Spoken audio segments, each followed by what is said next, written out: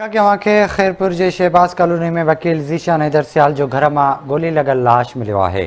तव्हांखे ॿुधायूं पिया पुलिस जो चवणु आहे त वकील आपघात कयो आहे या क़त्ल आहे। मामले की जांच हलंदड़ आहे। पोस्टमार्टम रिपोर्ट अचण खां पोइ असल हक़ीक़त की ख़बर पवंदी। वाक़े वारे हंध तां फिंगर प्रिंट्स भी वरिता विया आहिनि।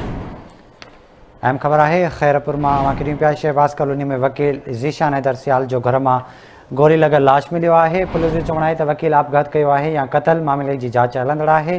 पोस्टमार्टम रिपोर्ट अचण खां पोइ असल हक़ीक़त की ख़बर पवंदी। वाक़े वारे हंध तां फिंगर प्रिंट्स भी वरिता विया आहिनि। खैरपुर की शहबाज कॉलोनी में वकील ज़ीशान हैदर सियाल के घर में गोली लगल संदसि लाश मिलो है। राब्तो किया है खैरपुर में शकील जावरी सां। शकील आगाह कजो।